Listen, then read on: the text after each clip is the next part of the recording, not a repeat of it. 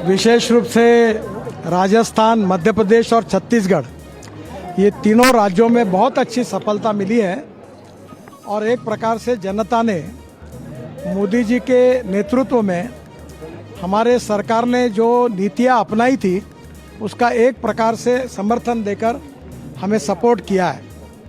इस ऐतिहासिक विजय के लिए मैं प्रधानमंत्री मोदी जी का और हमारे अध्यक्ष जगत प्रसाद नड्डा जी का और विशेष रूप से अभिनंदन करता हूं, धन्यवाद देता हूं और मध्य प्रदेश, छत्तीसगढ़ और राजस्थान के सभी पार्टी के पदाधिकारी और कार्यकर्ताओं को भी उनका भी अभिनंदन करता हूं, बहुत बहुत धन्यवाद देता हूं।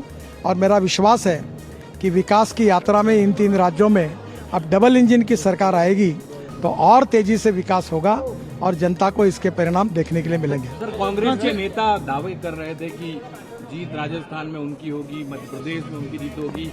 जीत के पोस्टर्स पहले से बना लिए गए थे, मिठाइयां बन चुकी थी मध्य प्रदेश में कमलनाथ ने, तो क्या कहें? देखिए, इसमें मुझे कुछ कहना नहीं है। जो चुनाव लड़ता है वो दावा करता ही है, पर जनता ने दूध का दूध और पानी का पानी साफ कर दिया है। भारतीय जनता पार्टी को सफलता मिली है और मुझे लगता है जनता का ये सपोर्ट आगे देश के भविष्य के लिए और अच्छा उपयोगी होगा। 2024 के लिए मैसेज है सीएम सर एक सर सिंगल।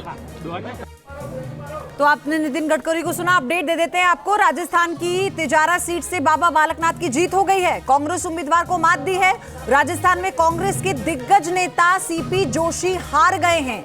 ये बड़ी अपडेट आपको हम बता रहे हैं। आप देखिए, कांग्रेस उम्मीदवार को मात दे दी, यानी राजस्थान में कांग्रेस के दिग्गज सीपी जोशी, मेवाड़ घराने के कुंवर विश्वराज सिंह सामने थे सीपी जोशी के, और उनको अब सोचिए कि मेवाड़ घराने के कुंवर विश्वराज सिंह और उन्होंने शिकस्त दी सीपी जोशी को। और खास बात यह भी है कि अलवर से सांसद हैं बाबा बालकनाथ योगी, और योगी की तरह यहाँ पे प्रोजेक्ट किया गया था राजस्थान में भी, और इस बार विधानसभा सीट में तिजारा सीट से,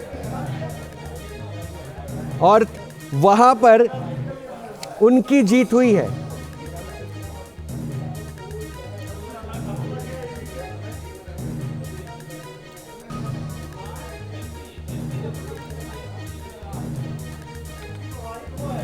लेकिन बात अब तेलंगाना की भी करते हैं। विलास अठावले हमारे साथ तेलंगाना से जुड़े हुए हैं, और एक बार वहां का तेलंगाना के मूड को क्या कहा जाए अभी विलास देखकर। नहीं, देखिए, दो चीज़ें हैं, दो बातें हम समझनी चाहिए महाराष्ट्र की। महाराष्ट्र से लेकर ऊपर और महाराष्ट्र से लेकर नीचे, बीच में पंजाब है। पंजाब में आम आदमी की सरकार बनी है, वहाँ बीजेपी ने बहुत बड़ी ताकत लगाई थी। दूसरी ओर कर्नाटक में भी बहुत सारी ताकत। मैं तो ये कहता हूँ कि अमित शाह, नरेंद्र मोदी और बीजेपी ऐसी पार्टी है जो 24 घंटे राजनीति करते हैं, और किसी भी पार्टी को करना चाहिए। अमित शाह हैदराबाद के गली में जाके रैली करते हैं। कौन से चुनाव में? नगर पालिका के चुनाव में। प्रधानमंत्री हैदराबाद में आकर रैली करते हैं। तो ये जो है एक पार्टी का पैशन होता है, एक नेता का पैशन जो होता है वो यहाँ दिखाई देता है। राजनेता वही बनता है जब वो लोगों में जाता है, लोगों से मिलता है, लोगों की बातें लोगों से बताकर करता है और सरकार लाने की बातें करता है। तो ये समझना चाहिए कि बीजेपी जिस तरीके से 2014 से, मैं आपको एक बात बता दूं, 2014 का चुनाव याद रखिए। 2014 के चुनाव ने साउथ से जो रैली शुरू हुई थी बीजेपी की, विकास पुरुष के नाम पर नरेंद्र मोदी को प्रोजेक्ट किया गया था, लेकिन आखिरी 2014 में जब फैजापुर में रैली हुई थी, उसके पीछे का मुद्दा है, किसानों को मुद्दा है, सभी मुद्दों पर लोगों ने मोदी जी को साथ दिया है। महाराष्ट्र के मुख्यमंत्री एकनाथ शिंदे को आप सुन रहे थे, और सभी मुद्दे पर मोदी जी को साथ मिला है, ये कहना है। वैसे ये जो आंकड़े हैं वो कम से कम यही बता भी रहा है कि हर मुद्दे पर देश की जनता का मूड, या फिर इन 4 राज्यों में जो भी आज नतीजे आए, क्योंकि मिजोरम का नतीजा कल आएगा, आज पर्व की वजह से वहाँ पे आज की काउंटिंग नहीं हुई और उसे काउंटिंग 4 तारीख को शिफ्ट की गई। बट 4 जो राज्यों के नतीजे, उसमें 3 राज्यों के नतीजे कम से कम बीजेपी को प्रफुल्लित करने के लिए, उत्साहित करने के लिए, आनंदित करने के लिए काफ़ी हैं, और वो नज़र भी आ रहा है। राजस्थान में हालांकि ये रहा है 1993 से, 1993 से ये ट्रेंड रहा है कि 5 साल बाद सत्ता परिवर्तन वहाँ पे होता है। और एक और अपडेट आपको इसी बीच दे दे। एमपी विधानसभा चुनाव से जुड़ी बड़ी जानकारी है। केंद्रीय मंत्री फग्गन सिंह कुलस्ते की हार हो गई है। कांग्रेस के चैन सिंह ने 9,217 वोटों से उन्हें हरा दिया है।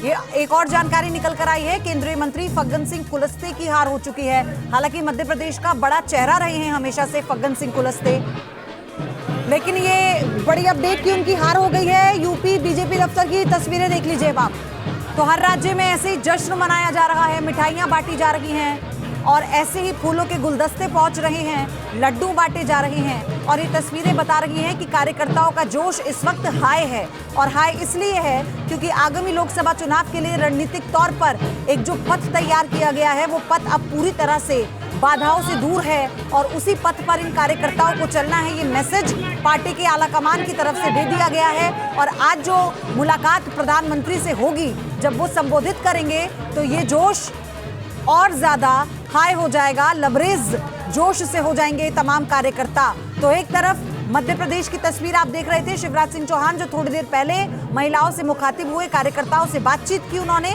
लेकिन एक ये तस्वीर है बीजेपी दफ्तर की यूपी के, जहां पर इस वक्त जश्न मनाया जा रहा है।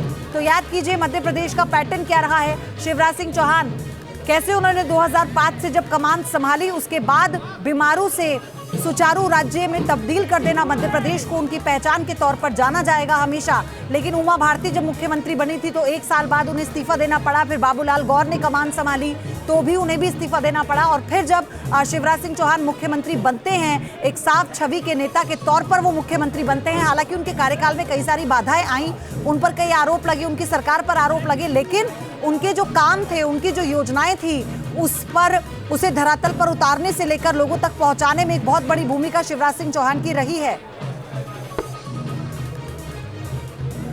अब चलिए एक बार दक्षिण की तरफ रुख कर लेते हैं। तस्वीरें लगातार आपको हम हर राज्य की दिखा रहे हैं, कैसे मिठाई खिलाकर ये जो जोश है, ये देखिए साधना सिंह, देखिए कैसे महिला कार्यकर्ताओं से गले मिलकर अपनी खुशी का इजहार कर रही हैं। लेकिन हमारे सहयोगी व्यास अठावले इस वक्त जुड़े हुए हैं हमारे साथ हैदराबाद से। अब व्यास, सबसे बड़ी बात यह है, इसे कांग्रेस की जीत माने या बीआरएस की हार माने, अब ये मंथन का समय आ चुका है। बिल्कुल, ये बीआरएस की हार है। 3 बातें हैं। एक तो सत्ता मिली, 10 साल हो गए थे, एंटी इनकम्बेंसी वोट। दूसरा, फार्म हाउस से सत्ता चलाना ये किसी को पसंद नहीं है। तीसरा, परिवारवाद में ही सत्ता बांट लेना है, यानी बेटी को, बहू को, अपने भाइयों के जरिए मंत्रियों को भी केसीआर का मिलने का समय नहीं मिलता था। ये 3 बातें थी, ये 3 बातें बहुत अहम थी। अगर केसीआर की बात करें तो आज भी कॉमन मैन जो है वो कहता है कि अच्छे काम हुए हैं, लेकिन 10 साल हो गए, इनको बाहर निकालना चाहिए था। तीसरी एक बात है कि लोगों के जो जुड़े हुए सवाल है उसको लेकर कांग्रेस ने अच्छे मुद्दे उठाए, इसमें कोई शक नहीं है। 500 रुपये का सिलेंडर हो या फिर जो SC ST का योजनाओं की बात हो, महिलाओं को 1,500 रुपया देने की बात कही थी तो केसीआर ने कहा कि हम 16,000 देंगे। ये सारी जो एक स्ट्रैटेजी है, ये स्ट्रैटेजी कहीं ना कहीं कांग्रेस की यहाँ जीत दिला पाई है। लेकिन यही स्ट्रैटेजी पूरे देश के, यानी जैसे मध्य प्रदेश हो या छत्तीसगढ़ हो, या कांग्रेस ठीक तरह से कर नहीं पाई या कांग्रेस के कार्यकर्ता लोगों से जुड़ नहीं पाए, ये यहाँ तक मुझे दिखाई देता है। अच्छा, मुरलीधर राव भी हमारे साथ जुड़ चुके हैं, MP बीजेपी के प्रभारी हैं, और वो कम से कम ये बता सके, अपने सहयोगी के पास चल रहे हैं, जरा उनसे पूछिए इस साथ वो जुड़े हैं रोहित। हाँ, उनसे पूछिए जरा कि ये जो जीत है इसको अब किस नज़र से देखा जाए, क्योंकि ये तो एक ऐसी जीत है जिसमें कहा जाए ना कि विपक्ष दूर दूर नजर आ रहा है।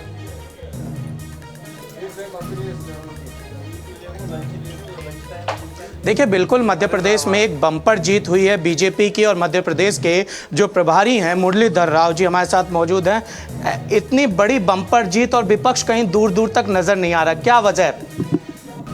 विपक्ष ने हमेशा मीडिया में रहने का कोशिश किया है, मध्य प्रदेश में सोशल मीडिया में रहने की कोशिश किया, जनता के साथ संवाद, संपर्क और जनता की सेवा में हमेशा, कोविड के दौरान और कोविड के उपरांत, और मध्य प्रदेश के विकास के कामों में और मध्य प्रदेश के गरीब कल्याण के कामों में मोदी जी के नेतृत्व में केंद्र से और शिवराज जी के नेतृत्व में प्रदेश सरकार ने डबल इंजन सरकार, और साथ में पार्टी के कार्यकर्ता लगे रहे, और इसका नतीजा आज निकला है।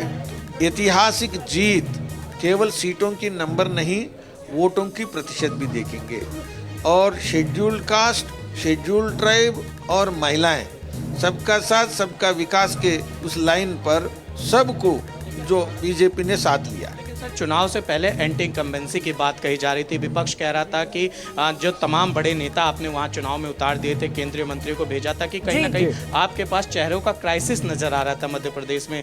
फिर इस तरीके की बम्पर जीत क्या चीज वजह बनी है? आगे आगे हम बढ़ाएंगे, आपके देखिए, जरिए ये हम बढ़ाएंगे, आप अपनी narrative बात हमारे उनसे पूरी विरोधी- कीजिएगा। लेकिन चेहरों को लेकर तो जो आपने सवाल किया उससे बड़ी बात, शिवराज को लेकर एक्सपर्ट ये मानने को तैयार नहीं थे कि उनके चेहरे पे इस बार बहुत ज्यादा बीजेपी की झोली में कुछ आने वाला है।